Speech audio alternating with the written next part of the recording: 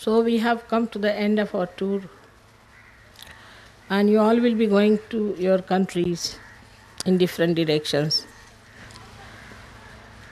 Now we have to look back and see what did we learn in this tour. What did we understand? There has been less talking from me. I don't know about, but there was a tremendous dynamic force which was working the movement, organization, and the correction part of it. I do not know if you have felt that way, but should have. So many of you must have felt that within yourself there is some sort of a dynamic happening. This has come because now the attention of Sahaj has gone beyond the realm of only few collective Sahajogis. And when you open your gates to this new dimension, then suddenly you start thinking about all the problematic things you have to face. So far you have been like Brahmins, you see, keeping away from non-Brahmins in the sense, keeping away from people who are not realized, keeping your society away from them, keeping your vibrations all right, and trying not to expose yourself to these people who are, according to you, maybe half-baked, or maybe they are not yet in Sahaja. But I think now you are quite capable. Now you reached a state where nothing can harm you, nothing can catch you. Now you have to catch them. You have learned how to catch them. Like the sharks, you have to first learn how to catch the sharks. If you don't know how to catch the sharks, and if you face them, they'll eat you off. In the same way, now you know how to face life. So this time I felt that already a tremendous force is working within us. But there are certain problems which are within and which are without, which we should very objectively see. The problem of a Sahajogi, even of a very high status in Sahajoga, is still ego. Because still people argue quite a lot among themselves, sometimes with me also. But if the cosmos is working for the whole success of Sahajoga,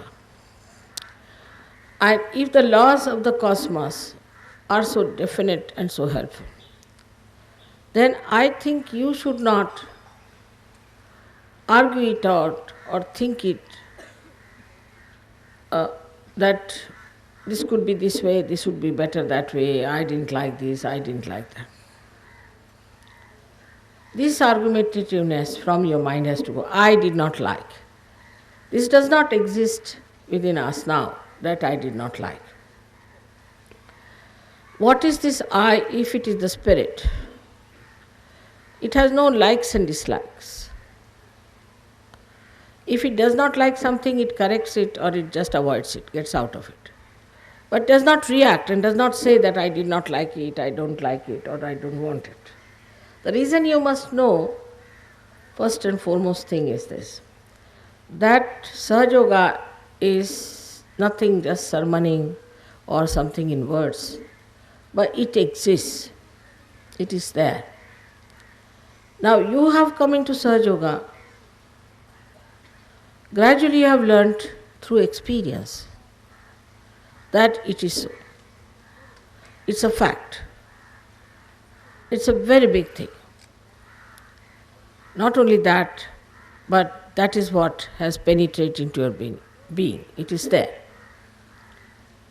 So once you know that there is such a dynamic force which thinks, which organizes, and which loves, how can you argue out with that force? it is going to work it out in its own way. So, this one point of argument, if it is there, that means you still have to be in the nirvikalpa. You are still in thoughtless awareness, all right, but in nirvikalpa.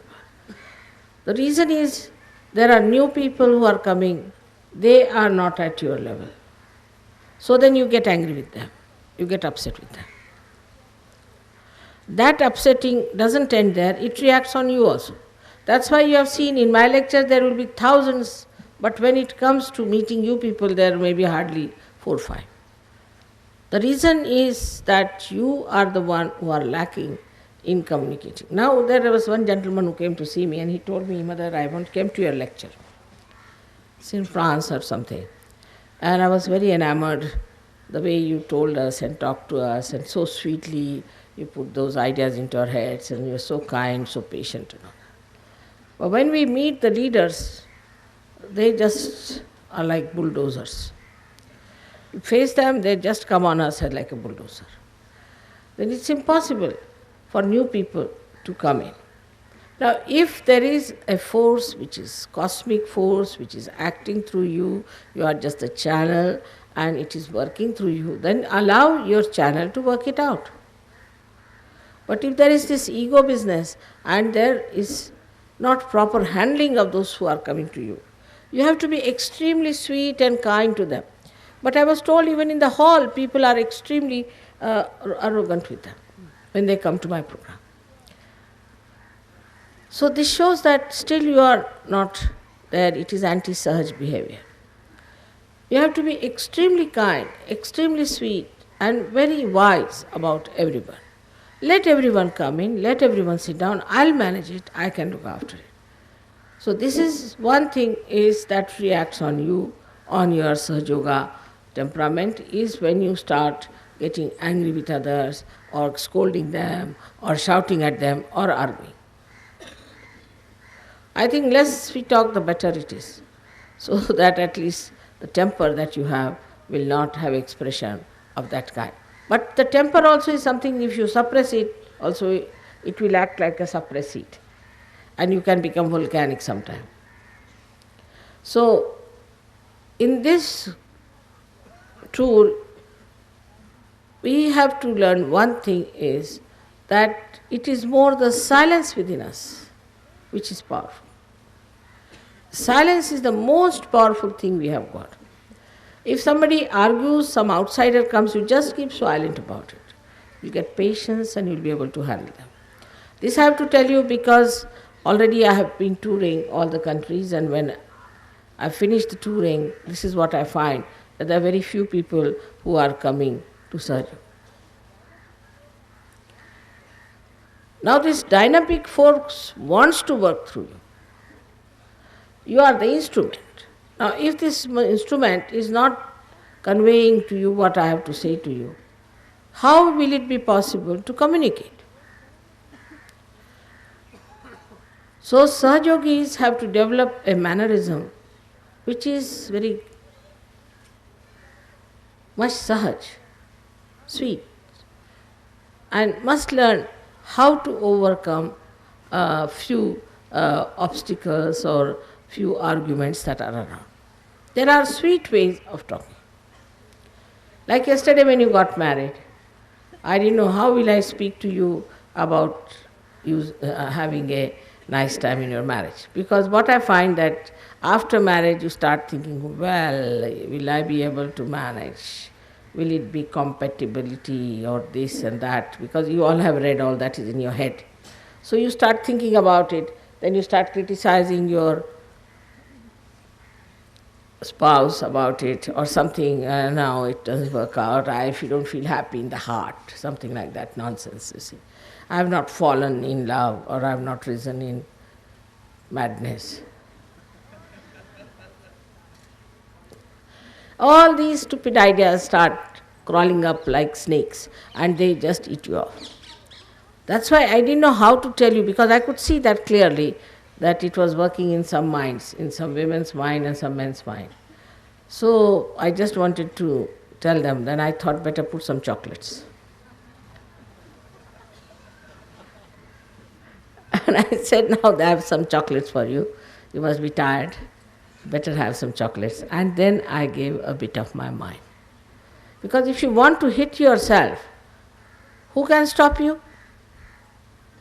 If you want to cut your own nose, then nobody can stop you. If you want to destroy your married life, nobody can stop it, can you? So those who are married, when I had to deal with them, I didn't want to say something that would really upset them and shock them. So I started with the chocolate. And then I did say what I had to say.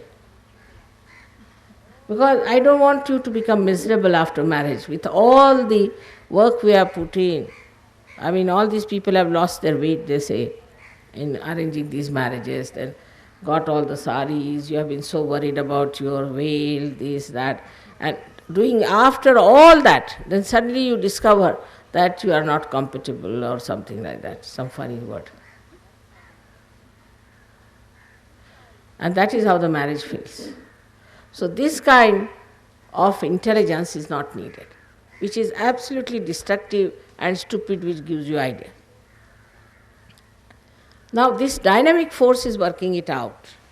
This for you, that you got really good matches, very good matches. This time it was really very good, very well done, I should say, how it worked out. In the beginning it looked formidable because we had boys who were all below 30 years and all girls were below 40, above 40 years. I thought, no, it's impossible situation. How are we going to manage this show? But it was managed and so many marriages took place. Can you imagine? So this dynamic force just worked it out somehow or other and we managed it. But this dynamic force is working out everything for us. It has done so much good for us. It has brought such joy for us, not only the wedding part, but the whole of it. It has given us realization. It has given us the idea of our existence, and also it has given us strength to abide by our experiences.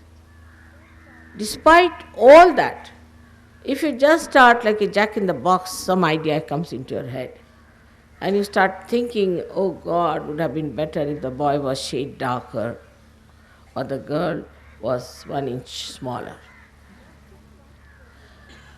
So what I'm trying to tell you, that this kind of temperament and stupidity has to be left behind if you really want to enjoy life. Otherwise it will be very difficult for yourself and for the bridegroom or the bride. So try to be nice and sweet and decide that I'm going to enjoy my married life. And not to say that I'm going to work it out. You cannot work it out. You have to just jump into the sea of it. In the same way in Sahaja Yoga also, we have to see that we have jumped into the ocean of joy. Are we also joy-giving or not? All the leaders, especially in every place wherever I go, I have to tell you that you have to be joy-giving yourself. For those who come and see you, meet you, new people especially, they should just feel your joy. They will never be impressed by your ego or your superego, unless and until they are possessed. They will be only impressed by your calm, sweet and compassionate nature. Because this force is working through you, can be seen.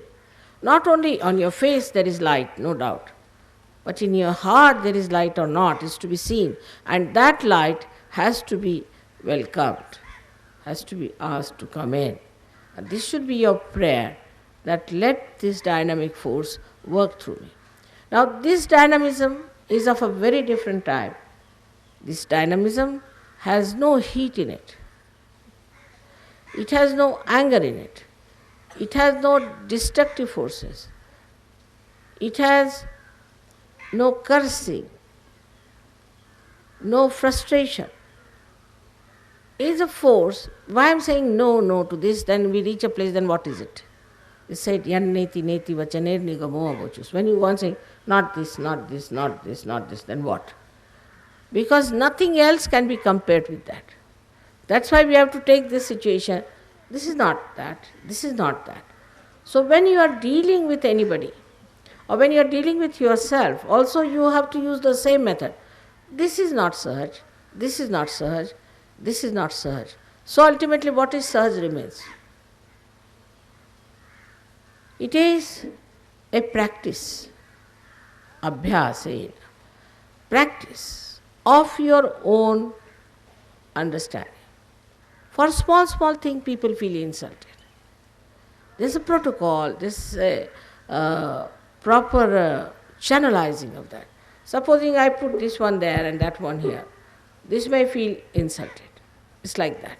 But this has to be here and this has to be here. So there's nothing to feel insulted about it. Or anything like small things, people get upset with each other. I am upset. I have upset you right now, how can you be upset? It's a common complaint, mother, I am very upset. I mean, that means something wrong with me, the way I have put you down there on your settings. So best thing is now to understand that you are no more upset, you are quite fixed in Sahaja Yoga. Only keep on sticking on to your positions and this dynamic force will move. Now your experiences of Sahaja Yoga are such a lot. You can tell them, you can talk to them, you can express them. We are making a book out of it.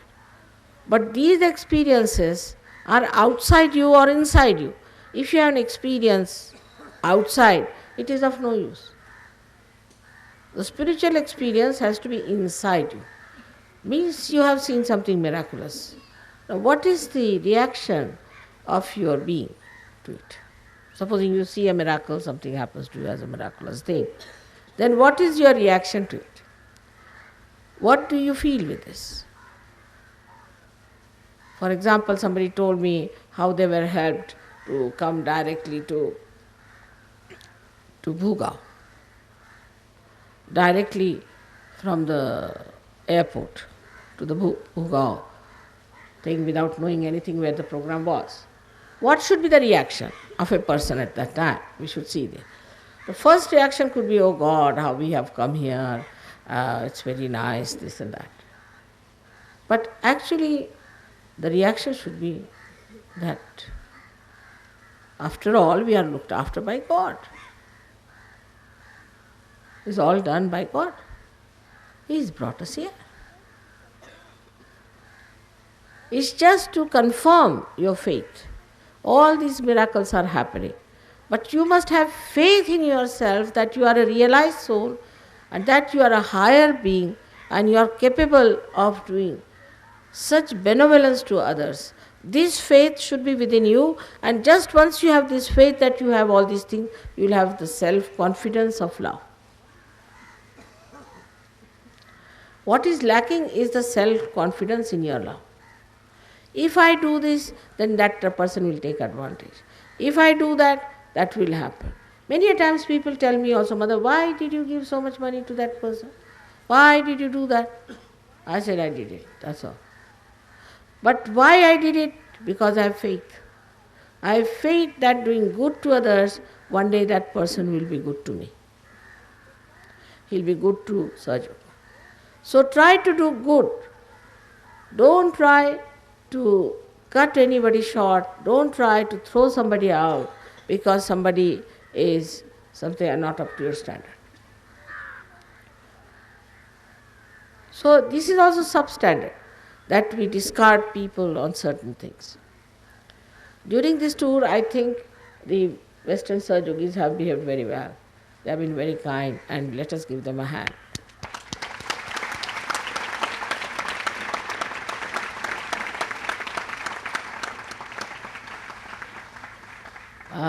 There have been, no accidents like burning the skin and all that. But I saw some people still very hot and red in the sun. The temptation was too much, but still, I would say that there were very few who really burnt their skins. Like that, we always have some mishap, something. So it all worked out well, and you all are safe and sound and enjoying yourself. But now, today being also the New Year's Eve for us, so we have to take a vow what we are going to do for next year. How are we going to use this power? This should be our problem now, nothing else. How are we going to use this power? So first is to imbibe love within ourselves, because this is the power of love, first and foremost is. Now we'll be going away today, meet people. Here there are many people, Indians also, whom you may not be knowing. Meet them. You have to bid farewell to all your friends. Meet all of them. Now going away, after 1 year you may meet, may not meet. So they are your relations, they are your own. So you can express your love to them and say how nice you felt and all those things. As if you are leaving your own mother and going away. Because in you I live. Then the idea of love should be brought to some sort of a form. How are we going to spread this message of love to people? On two ways you can work it out. How individually you can do it and how collectively you can do it. So I have to make one suggestion to the leaders, that whatever suggestions come to you from the people, you must accept. You are just leader there because you have to just communicate with each other.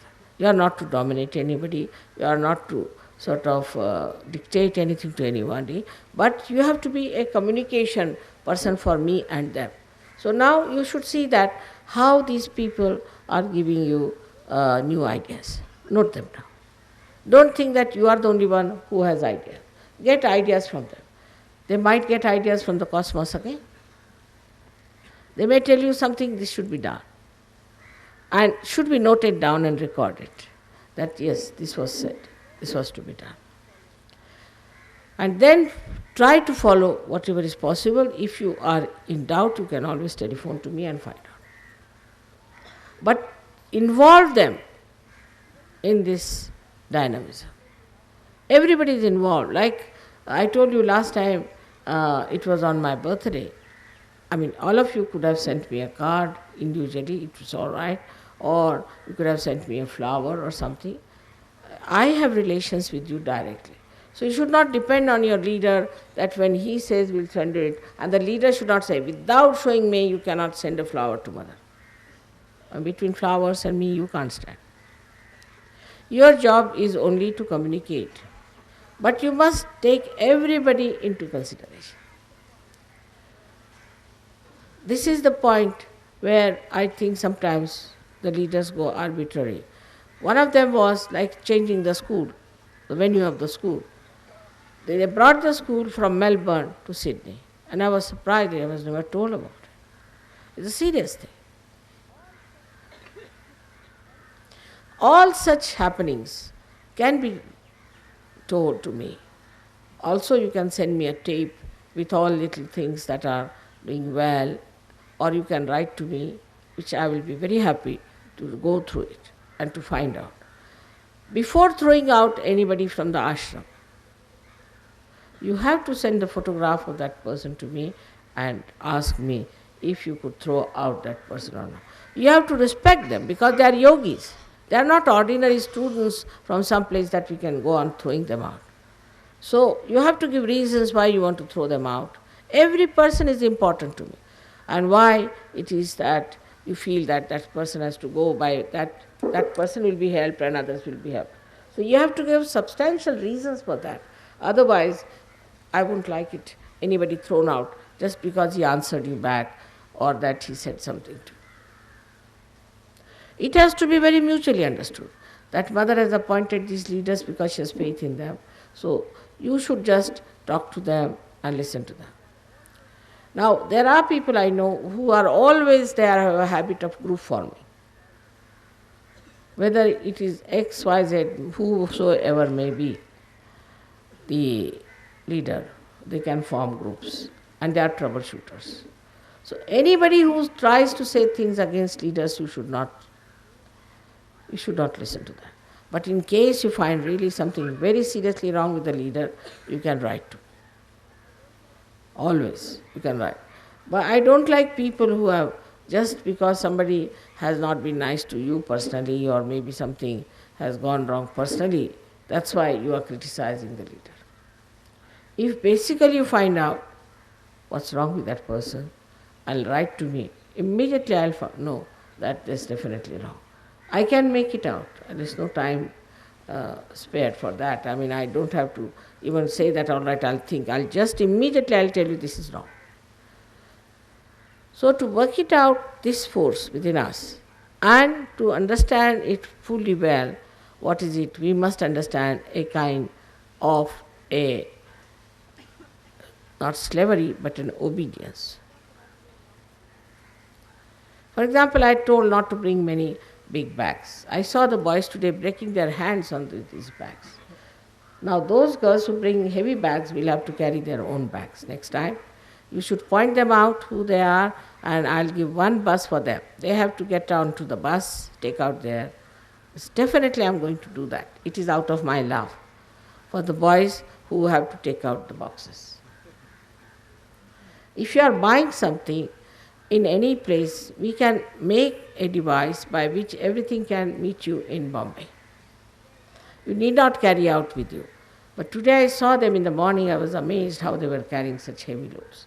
Now that means you have no love for them, you don't understand that how much it has to be done.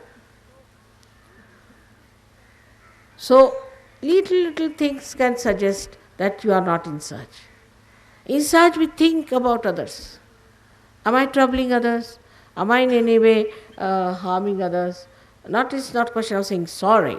That's not in search of. You just don't do something that you have to say sorry. There's no need to say thank you, but you do something that will create gratitude, express your gratitude. So we don't believe in words. If you have gratitude for someone, then give them a present. Just saying thank you is just a word. Give them a present, or do something good, turn to him. Now, if you go on like this, there's no end to it.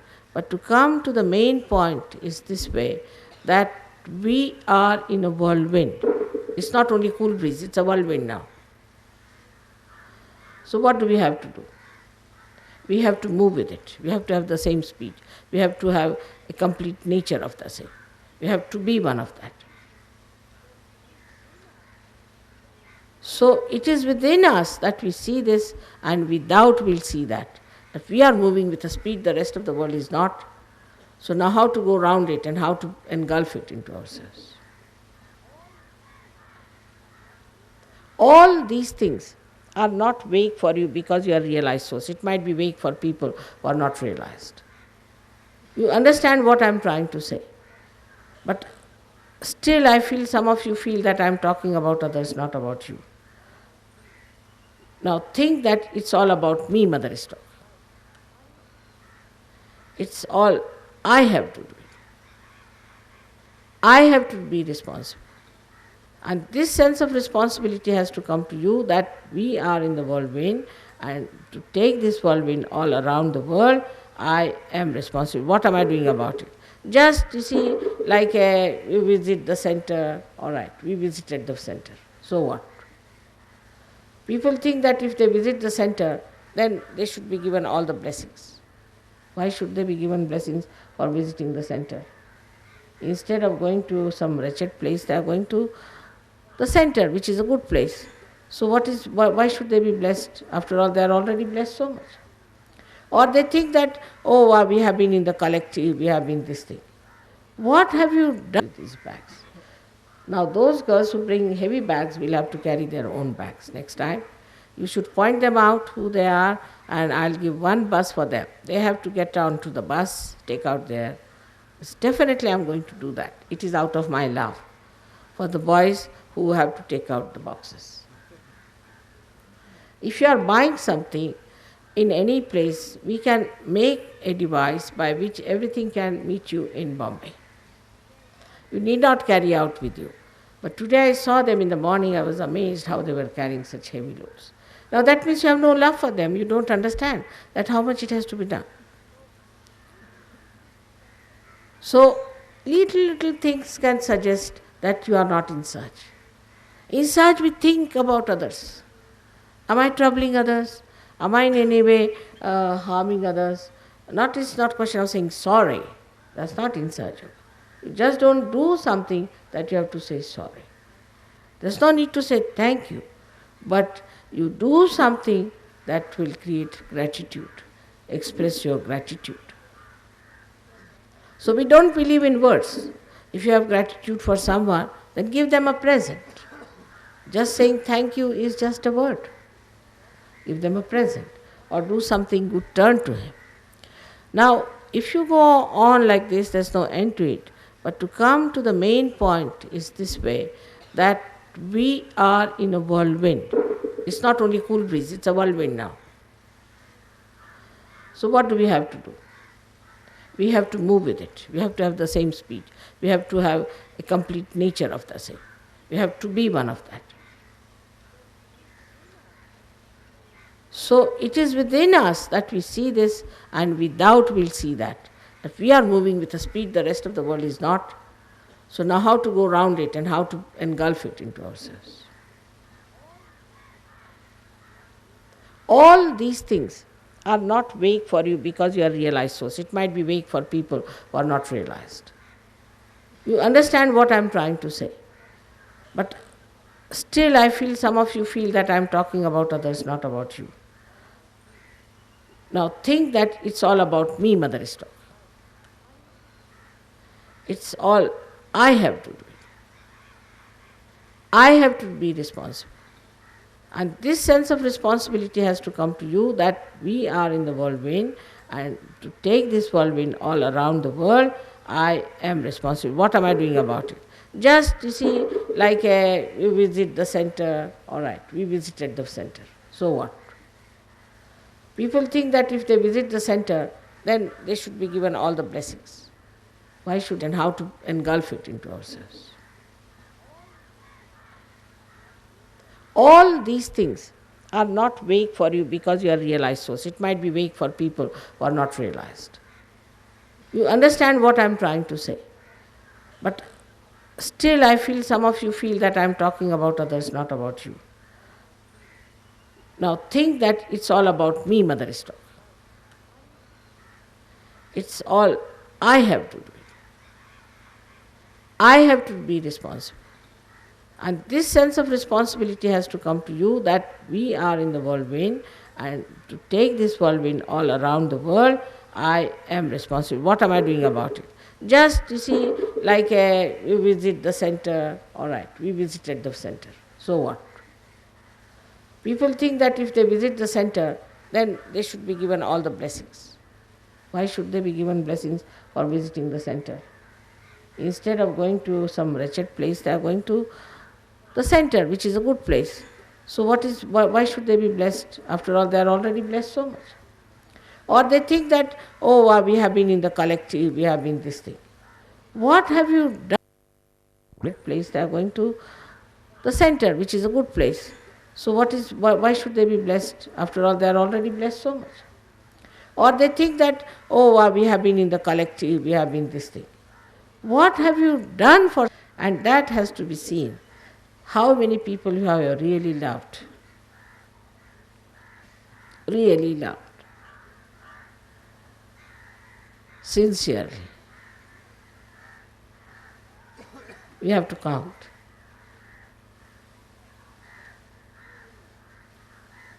That's very important. Then what have we done for Sahaja Yoga constructive work? You won't feel happy unless and until you have done something. Say I am a mother and a child is born to me. I just have to look after the child. That's the nature of a mother, to look after the child, to do everything for the child, to get up in the night. So many times one has to get up. That love compels you to do it. But if that love has not entered into you, it has not become part and parcel of your being, you will not be compelled. You will be just compelled, you cannot help it. That is the best way you should say that now you have dissolved yourself completely into this dynamic force.